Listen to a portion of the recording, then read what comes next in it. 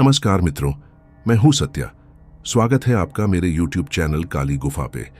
तुमने शायद कभी सोचा भी ना होगा कि कुछ कहानियां लिखने वाले को खत्म कर देती हैं। हाँ, तुम सही सुन रहे हो, खत्म।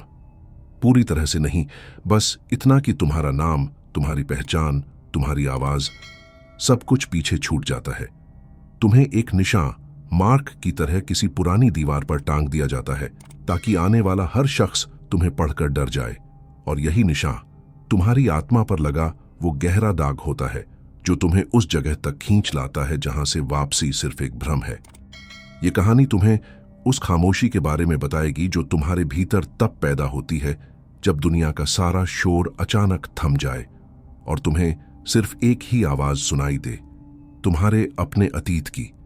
अगर तुम कभी किसी ऐसी जगह पर खड़े हो जहां तुम्हें लगे कि हर परछाई तुम्हारी गलतियों का हिसाब मांग रही है और हर दरवाजा तुम्हें किसी अनचाहे सच की ओर धकेल रहा है, तो समझना तुम उस दास्तान का हिस्सा बन चुके हो जिसे निशान कहते हैं। इस कहानी को बहुत ध्यान से सुनना, क्योंकि अब मैं तुम्हें उस रात की ओर ले जा रहा हूं जिस रात मैंने अपनी पहचान खोने की पहली कीमत चुकाई थी। लेकिन कहानी शुरू करने से पहले आप सबसे रिक्वेस्ट है कि आप लोग पूरी कहानी सुनते तो है लेकिन चैनल को सब्सक्राइब नहीं करते। तो इस बार मैंने आप लोगों से बहुत उम्मीद लगाई है कि आप लोग चैनल को सब्सक्राइब और वीडियो को लाइक करके अपना सपोर्ट जरूर दिखाए गए। अगर आप चाहते हैं कि मैं आपका नाम वीडियो में लूं तो अपना नाम और आप कहां से है कमेंट में जरूर लिखिए। तो चाहिए अब कहानी की शुरुआत करते हैं। मैं उस रात शहर के उस भयानक अंतहीन शोर से भाग रहा था। यह शोर न सिर्फ हॉर्न, भीड़ और मशीनों का था, बल्कि मेरे भीतर का भी था। एक ऐसा शोर जो मुझे हर पल याद दिलाता था कि मैंने क्या खोया है और मेरी एक गलती ने किस तरह मेरे सबसे करीबी रिश्ते को हमेशा के लिए तोड़ दिया था। मेरा नाम आरव है और मैं एक लेखक हूं, या यूं कहूं था। मेरा काम शब्दों को पिरोना था, पर पिछले कुछ महीनों से मेरे भीतर शब्दों का एक कब्रिस्तान बन गया था। वहां सिर्फ एक गहन, चिपचिपा अपराध बोध था जो मेरी हर सांस के साथ मेरी नस नस में रिस रहा था। मुझे याद है, मैंने शहर के एक दोस्त को फोन किया। उसकी आवाज में चिंता थी। आरव, तुम कहां जा रहे हो? इतना दूर, अकेले क्यों? मैंने बस इतना कहा, मुझे खामोशी चाहिए, असली खामोशी, जहां मैं सिर्फ अपनी आवाज सुन सकूं, किसी और की नहीं। और उस दोस्त ने शायद मेरी निराशा को भांपते हुए मुझे उस जगह का पता दिया, एक वीराना।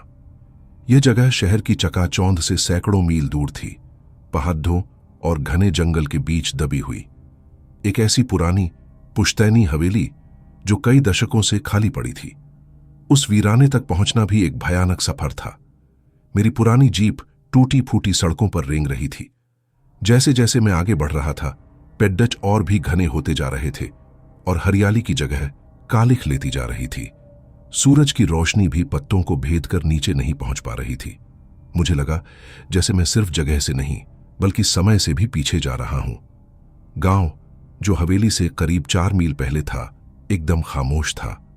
वहां के लोगों ने मुझे अजीब नजरों से देखा। उनकी आंखें डरावनी नहीं थीं, वे उदास थीं, जैसे वे जानते हों कि कोई और खोई हुई आत्मा उस हवेली की ओर जा रही है। एक बुजुर्ग औरत जो आंगन में बैठी धूप सेंक रही थी, मेरी जीप के पास आई। उसके चेहरे पर हजारों झुर्रियां थीं, हर झुर्री एक कहानी कहती थी। बाबू, उसने टूटी आवाज में कहा। अकेले जा रहे हो? मैंने सिर हिलाया। वहां मत जाना, वो जगह आवाजों को खा जाती है। तुम अपनी कहानी पूरी कर लोगे, पर तुम्हारी आवाज, वह बस एक गूंज बनकर रह जाएगी। मैंने उसे टाल दिया। मैंने सोचा, मेरी आवाज पहले ही एक गूंज बन चुकी है। शाम ढल चुकी थी जब मैं वीरान हवेली पहुंचा। अमावस्या की रात शुरू हो चुकी थी। चांद बादलों के पीछे छिप गया था और चारों ओर सिर्फ एक गहरा काला शून्य था। मेरी जीप की हेडलाइट्स हवेली की विशाल टूटी हुई दीवार पर पड़ रही थीं, जिससे उसकी परछाई हवा में नाचती हुई किसी खतरनाक जानवर की तरह लग रही थी। दरवाजा पुराना था, उसमें लगे लोहे की झंग सदियों पुरानी थी। एक लंबी कराहती हुई आवाज के साथ दरवाजा खुला। अंदर की हवा ठंडी, नम और धूल भरी थी, लेकिन उस हवा में एक और चीज थी, एक अजीब सी उदासी। ऐसी उदासी जैसे कोई बहुत लंबे समय से यहां रो रहा हो। मैंने अपनी टॉर्च जलाई। हवेली का मुख्य हॉल विशाल था, जिसमें ऊंची छतें और काली पड़ चुकी लकड़ी का फर्श था। यहां वहां फर्नीचर के कुछ पुराने टुकड़े पड़े थे, एक टूटी हुई कुर्सी, एक कोनों में पड़ा पियानो जिसका एक भी तार सही नहीं था। हवेली बेजान नहीं थी, वह सोई हुई थी, इंतजार कर रही थी कि कोई आए और उसे फिर से जगाए। मैंने अपनी जरूरत के हिसाब से एक कमरा ढूंढा, हॉल से लगा एक छोटा कमरा जो शायद कभी लाइब्रेरी रहा होगा। उस कमरे की बड़ी खिड़की जंगल की ओर खुलती थी। जब मैंने उस कमरे की मेज साफ की तो मेरी नजर एक चीज पर पड़ी जिसने मेरे दिल की धड़कन को तेज कर दिया। वहां एक बड्ढा भारी भरकम रजिस्टर पड़ा था। चमड़े का उसका कवर काला पड़ चुका था और किनारे फटे हुए थे। ऐसा लगा जैसे उसे बहुत इस्तेमाल किया गया हो या शायद बहुत ज्यादा रोया गया हो। मैंने उसे उठाया। वह ठंडा था, जैसे उसमें कोई जीवन न हो। उसके पन्ने मोटे, पीले और खाली थे। कितनी अजीब बात है, मैंने सोचा। इतना खूबसूरत रजिस्टर, पर इसमें कुछ नहीं लिखा गया। मैंने उसे अपनी मेज पर रखा और अपनी लिखने वाली चीजें, कागज और पेन निकाले। मैंने सोचा, इस खाली रजिस्टर को मैं ही भरूंगा। मैं अपनी कहानी, अपना अपराध बोध, अपना शोर, सब कुछ इसमें उंडेल दूंगा।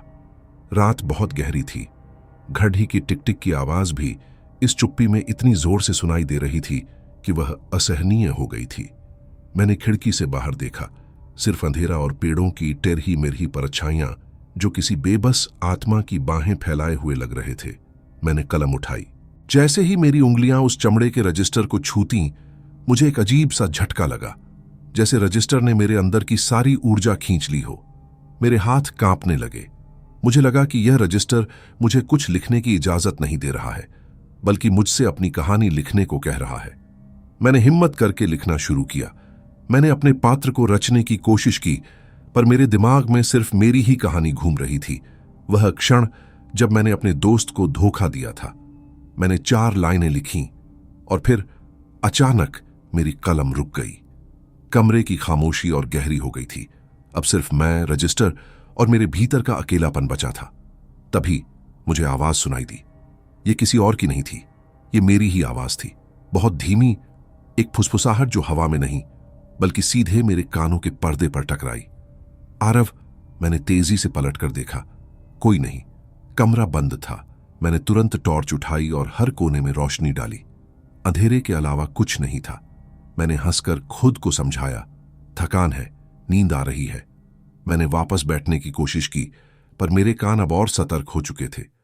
और फिर वह आवाज फिर आई, थोड़ी जोर से, और इस बार उसमें दर्द था। आरव, तुम कहां छिप रहे हो?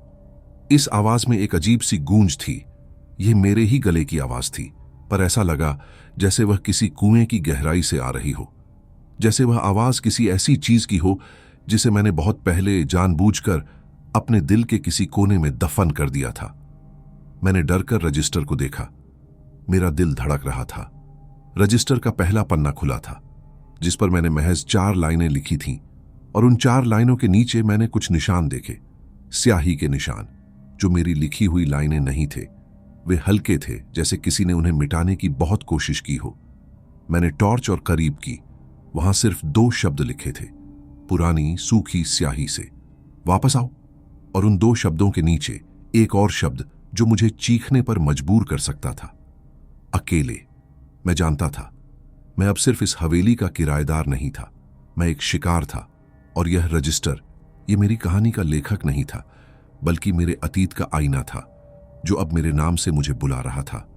वह रात मेरे लिए कभी खत्म नहीं हुई। मेरे हाथ में टॉर्च कांप रही थी और मेरी नजरें चमद्धे के उस रजिस्टर पर टिकी थीं। वापस आओ, अकेले। ये 2 शब्द मेरे दिमाग में हथौड़े की तरह बज रहे थे। मैंने तेजी से मेज की दराज खोली और अपना साधारण कागज निकाला। ये सब भ्रम था। कोई यहां था, कोई गांव वाला, जिसने मुझे डराने के लिए यह सब किया होगा। मैं अकेला नहीं हो सकता। मैंने डर पर काबू पाने की कोशिश की। मैंने तेजी से रजिस्टर को देखा। अब जब मैं अपनी सांसें सामान्य करके देख रहा था, तो वो 2 शब्द, वापस आओ, अकेले, वहां नहीं थे। सिर्फ मेरी लिखी हुई 4 लाइनें थीं। बाकी पन्ना साफ और खाली, जैसे किसी ने कुछ लिखा और फिर उसे पूरी तरह से मिटा दिया। यह कैसा निशान था? ऐसा दाग जो आंखों के सामने आता है, तुम्हें डराता है और फिर गायब हो जाता है। मैं पूरी रात नहीं सोया। मैंने कमरा लॉक किया, खिड़की बंद की और सारी चीजें मेज से हटा दी। सूरज निकलने तक मैं कमरे के एक कोने में बैठा रहा। मेरे हाथ में मेरी टॉर्च और कलम थी, मानो ये दोनों हथियार हों। सुबह की पहली पीली रोशनी जब हवेली के धूल भरे फर्श पर पड़ी तो मुझे थोड़ी राहत मिली, पर यह राहत भी एक झूठा आश्वासन थी। मैंने तय किया, अब भागना नहीं है। अगर यह हवेली एक रहस्य है तो मुझे उसका पर्दाफाश करना होगा। अगर यह मेरे अतीत का आईना है तो मैं उसमें झांकूंगा। मैंने अपनी किताब का विचार छोड़ डाच दिया। अब मेरा मिशन था इस हवेली की अंतिम सत्य को जानना। मुझे याद आया कि हॉल में एक छोटी पुरानी लकड़ी की सीढ़ी थी जो ऊपर एक बालकनी जैसी जगह पर जाती थी। मैंने पिछली रात देखा था कि वहां पुरानी झंग लगी किताबें और कागजों का ढेर लगा था। यह जरूर हवेली की लाइब्रेरी रही होगी। मैंने धीरे धीरे सीढ़ियां चढ़ीं। हर पायदान एक अजीब सी पुरानी कराह के साथ आवाज कर रहा था, जैसे वह हवेली हर पल अपनी उम्र का बोझ महसूस कर रही हो। ऊपर पहुंचकर धूल की मोटी परत के नीचे मुझे हजारों किताबें मिलीं, ज्यादातर धर्म, दर्शन और पुराने विज्ञान पर उन सब के बीच मेरी नजर एक और डायरी पर पड़ी। यह डायरी चमंदे की नहीं थी, बल्कि कपड़े के कवर वाली थी, पर इसका रंग और महक उस रजिस्टर जैसी ही थी। यह डायरी हवेली के पिछले मालिक की थी, एक जमींदार जिसका नाम रघुवीर था। उसने यह डायरी 1940 के दशक में लिखी थी। मैंने पन्ने पलटे। लिखावट साफ थी, पर उसके शब्द अकेलेपन की चीख थे। 16 मई 1942। आज चौथा साल है जब मेरी पत्नी गुजर गई, पर यह मैं जानता हूं वह मेरी वजह से गुजरी। मेरी गलती, मेरी लापरवाही। इस हवेली में आया हूं ताकि दुनिया से कट सकूं। यहां कोई नहीं जानता कि मैंने क्या किया, पर मैं जानता हूं। 2 जून 1942। हवेली मुझे अजीब लगती है। ये मुझे रात में सोने नहीं देती। ये मेरी पत्नी की आवाज की नकल करती है। रघुवीर, तुम्हें पता है तुम दोषी हो। मैं चिल्लाता हूं, यह मैं हूं, मुझे पता है। पर आवाज थम जाती है। यह जगह मेरे अपराध बोध पर पलती है। मैं डायरी पढ़ता रहा और मेरे शरीर में एक अजीब सी ठंडक दौड़ गई। यह व्यक्ति भी उसी चीज से गुजर रहा था जिससे मैं गुजर रहा था, दोष और आवाजों से। अगले पन्ने पर रघुवीर ने एक अजीब रस्म का जिक्र किया था। 15 जुलाई 1942। मैंने वह प्राचीन रजिस्टर देखा। इसे कथा कोश कहते हैं। यह हवेली की आत्मा है। मैंने गांव के पुजारियों से सुना था कि यह रजिस्टर सदियों से यहां है। इसमें जब भी कोई अपनी सच्ची पूरी कहानी लिखता है, अपनी गलती, अपनी शर्म, अपना अपराध, तो रजिस्टर उसे आजादी दे देता है। आत्मा को शांति मिलती है, लेकिन बदले में वह लिखने वाला अपनी पहचान और स्मृति उस हवेली के पास गिरवी रख देता है। उसका नाम दुनिया से मिट जाता है। उसका अतीत, उसका भविष्य, सब कुछ खत्म। वह सिर्फ एक निशान बनकर रह जाता है जो अगले दोषी को हवेली तक खींच लाता है। मेरे हाथ डायरी पर जमे रह गए। मेरी सांस रुक गई। यह एक शाप था, एक ऐसी जगह जहां से अपराध बोध को तभी मिटाया जा सकता था जब तुम खुद को मिटा दो। डायरी में आगे रघुवीर ने लिखा था कि उसने वह रजिस्टर खत्म करने का प्रयास किया था, पर वह जला नहीं, न ही फाड़ा जा सका। उसने बस इतना लिखा, अब मैं डरता नहीं हूं, मैं लिखूंगा। मेरा अपराध मुझसे बड्ढा नहीं हो सकता। उसके बाद के पन्ने फटे हुए थे। मुझे लगा कि रघुवीर ने अपनी कहानी पूरी की होगी और उसके बाद वह अपनी पहचान खोकर इस हवेली की दीवारों में एक गूंज बन गया होगा। वही गूंज जो अब मुझे आरव कहकर बुला रही थी। मैं तेजी से नीचे भागा, वापस अपने कमरे में। मेज पर चमड़े का रजिस्टर इंतजार कर रहा था। अब मैं इसे देख रहा था। यह कोई कागज का टुकड़ा नहीं था, यह मेरे अतीत का कब्रिस्तान था। मैंने अपने दोस्त आकाश के बारे में सोचना शुरू किया। मेरी गलती यह थी कि मैंने ईर्ष्या में आकर उसके एक बड़े प्रोजेक्ट के डेटा को खराब कर दिया था। उसने सब कुछ खो दिया था और मैं तब से भाग रहा था। जैसे ही यह विचार मेरे मन में आया, कमरा बेहद ठंडा हो गया। इस बार आवाज खिड़की से नहीं आई, वह मेरे ठीक पीछे से आई। यह आवाज राधिका की थी, आकाश की पत्नी की। आरव। आवाज में इतनी पीड़ा थी कि मेरे पूरे शरीर में सिरहन दौड़ गई। आरव, तुमने हमें बेसहारा कर दिया, हमारा सब कुछ चला गया। मैं पलटा। वहां कोई नहीं था, सिर्फ अंधेरा कोना, पर हवा में इत्र की धीमी जानी पहचानी खुशबू फैली हुई थी, वही खुशबू जो राधिका लगाया करती थी। तुमने जो किया वह सिर्फ आकाश के साथ धोखा नहीं था। आवाज फुसफुसाई, इस बार और भी नजदीक, मेरी गर्दन के पास। वह तुम्हारे साथ भी धोखा था, मैंने जोर से चिल्लाकर कहा। कौन हो तुम, रघुवीर या मेरा अपना डर? आवाज हंसने लगी। यह आवाज अब राधिका की नहीं थी, यह मेरी ही गहरी कांपती हुई आवाज थी। निशा, मैं वो दाग हूं जो तुम मिटा नहीं सकते। मैं तुम्हारी ही आवाज हूं जो तुम्हें सजा देती है। मैंने तेजी से मेज पर रखा रजिस्टर उठाया। रघुवीर ने इसे कथा कोश कहा था, आजादी का एकमात्र रास्ता। मैंने अपनी कलम उठाई। हां, मैं लिखूंगा। मुझे पता था कि मैं अपनी पहचान खो दूंगा, पर इस अपराध बोध के साथ जीना और भी भयानक था। मैंने रजिस्टर का पहला पन्ना पलटा। मेरी लिखी हुई 4 लाइनें अभी भी थीं, और उन लाइनों के नीचे एक और निशान दिखाई दिया। इस बार यह कोई शब्द नहीं था, यह एक छोटा काला निशान था, ठीक वैसा ही जैसा मेरी छाती पर तिल था। यह हवेली सिर्फ मेरी कहानी नहीं चाहती थी, यह चाहती थी कि मैं खुद को पूरी तरह से इसमें उंडेल दूं। मैं मेज पर बैठ गया। मेरी कलम रजिस्टर के खाली पन्ने को छूने लगी। मैं यहां हूं, मैंने फुसफुसाया। मैं अपनी कहानी पूरी करूंगा और फिर यह निशान हमेशा के लिए मिट जाएगा। मैंने तय कर लिया था। इस अपराध बोध के साथ हर सांस लेना उस गुमनामी से कहीं ज्यादा भयानक था जिसे यह हवेली मुझे देने का वादा कर रही थी। मैंने कलम उठाई। जैसे ही मैंने लिखना शुरू किया, मेरे कमरे के दरवाजे पर एक धीमी हल्की थपथपाहट शुरू हुई। यह थपथपाहट किसी लकड़ी की नहीं थी, बल्कि ऐसा लगा जैसे कोई हाथ की हड्डी दरवाजे पर टकरा रही हो। आवाज बहुत धीमी थी, पर इतनी तीखी कि मेरे रोंगटे खदडीहे हो गए। आरव, आवाज आई। इस बार यह फुसफुसाहट नहीं थी, यह एक सूखी फटी हुई आवाज थी, जैसे बरसों से गले में फंसी हुई कोई चीख बाहर निकलने की कोशिश कर रही हो। बस लिखो, मैंने अपने आप से कहा, और लिखना जारी रखा। मैंने विस्तार से लिखा, अपने दोस्त आकाश की खुशी, उसकी सफलता से मेरी ईर्ष्या, और कैसे एक रात मैंने उसके कंप्यूटर में वायरस डालकर उसका पूरा प्रोजेक्ट डेटा खत्म कर दिया। मैंने लिखा कि कैसे मैंने उसे बर्बाद होते देखा और एक शब्द भी नहीं बोल पाया। जैसे जैसे मेरी कहानी गहरी होती गई, हवेली का माहौल और भी भारी होता गया। खिड़की के बाहर से रोने की आवाजें आने लगीं, जो धीरे धीरे हंसी में बदल जाती थीं। एक अजीब, दुखद और भयानक हंसी। मुझे पता था कि ये गूंजें मुझे रोकने की कोशिश कर रही थीं, ताकि मैं अपनी पहचान उन्हें न सौंप दूं, पर मेरा अपराध बोध अब उस डर से बंधा था। मैंने लगभग 800 पन्ने भर डाले।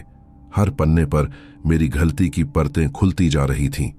अब मैं उस बिंदु पर आ गया था जहां कहानी खत्म होती थी, जहां मैं इस हवेली में आता था। मैंने लिखना रोक दिया, सांस लेने के लिए। कमरे की गूंज अब तेज हो गई थी। चारों ओर से आवाजें आ रही थीं। धोखेबाज, कायर, तुम अकेले मरोगे। ये मेरे अंदर का शोर था, जो अब हवेली की दीवारों के जरिए मुझ पर हमला कर रहा था। अगर तुम्हारा भी ऐसा अनसुलझा अनुभव हुआ हो, जहां तुम्हें लगे कि कोई अदृश्य शक्ति तुम्हें सजा दे रही है, तो बेझिझक कमेंट में लिखना। यह जानना जरूरी है कि यह डर सिर्फ तुम्हारे अंदर नहीं है। और हां, अगर यह कहानी तुम्हें पसंद आ रही है तो सब्सक्राइब करना न भूलें। यह वह क्षण था जिसका रघुवीर ने जिक्र किया था, आखिरी शब्द। मैंने कांपते हाथों से रजिस्टर के अंतिम खाली पन्ने को छुआ। मैंने लिखा, मैंने अपनी आत्मा को खो दिया है, और इस हवेली को अपनी पहचान देकर मैं इस कर्ज को चुकाता हूं। मैं अब और आरव नहीं हूं। जैसे ही मैंने यह वाक्य पूरा किया, मेरी उंगलियों से कलम छूट गई और फर्श पर जा गिरी। एक भयानक, तीव्र शांति ने पूरे कमरे को अपनी गिरफ्त में ले लिया। रोने की आवाजें, हंसी, फुसफुसाहट, सब कुछ एकदम थम गया। मैंने एक गहरी, लंबी सांस ली। मेरे कंधे हल्के हो गए। मेरे सीने पर बरसों से रखा अपराध बोध का पत्थर अचानक हवा हो गया था। मैं आजाद था। मेरे मन में अब आकाश के प्रति या राधिका के प्रति कोई अपराध नहीं था। लेकिन यह राहत एक भयानक कीमत पर आई थी। जब मैं दरवाजे की ओर मुड़ा, तो हवेली के मुख्य हॉल से एक छाया धीरे धीरे मेरे कमरे की ओर बढ़ती हुई दिखाई दी। यह रघुवीर की छाया थी, लंबी, दुबली पतली, और आंखों की जगह 2 काली खाली जगहें।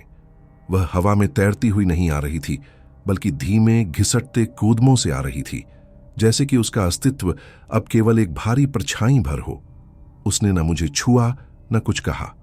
वह बस मेरे सामने खड़ा हो गया और मैंने देखा उसकी आंखों की खाली जगह मेरी आंखों में झांक रही थीं और अचानक मुझे उन आंखों में अपना ही चेहरा दिखाई दिया, डरा हुआ, थका हुआ और अब पहचानहीन। उसकी धीमी सूखी आवाज मेरे अंदर गूंजी, तुमने लिख दिया, अब तुम हल्के हो। मैंने जवाब देने की कोशिश की। मैंने अपना मुंह खोला पर मेरे गले से सिर्फ एक कराहट निकली, मेरी अपनी आवाज नहीं निकली। रघुवीर की छाया मेरे पास से गुजरकर मेज की ओर बढ़ा गई। उसने अपनी लंबी बेजान उंगलियां उस रजिस्टर पर रखीं और मेरे देखते ही देखते रजिस्टर पर मैंने जो कुछ भी लिखा था, हजारों शब्द, वाक्य, मेरी पूरी कहानी, वह स्याही पीछे हटने लगी। जैसे किसी ने टाइम रिवाइंड कर दिया हो। स्याही धीरे धीरे पन्नों से उखड़कर वापस रजिस्टर के चमड़े के कवर में समाने लगी। कुछ ही सेकंड में रजिस्टर फिर से पूरी तरह से खाली हो गया। चमड़े पर सिर्फ मेरी कलम के हल्के से गड्ढे के निशान बाकी थे। अब मैं पूरी तरह से मुक्त था। मैंने हवेली से बाहर निकलने के लिए दरवाजे की ओर कदम बढ़ाया। मुझे बाहर जाना था, शहर वापस जाना था। पर जैसे ही मैं दहलीज पर पहुंचा, मेरा पैर रुक गया। मैंने सोचा, मुझे कहां जाना है? मैंने अपने दोस्त का नाम याद करने की कोशिश की, आकाश या राधिका। याद नहीं आया। मैंने अपना नाम याद करने की कोशिश की। मैं कौन हूं? मेरा नाम क्या है? मेरे दिमाग में सिर्फ एक खालीपन था, सफेद विस्तृत शून्य। मेरे नाम की जगह अब वहां कोई आवाज नहीं थी।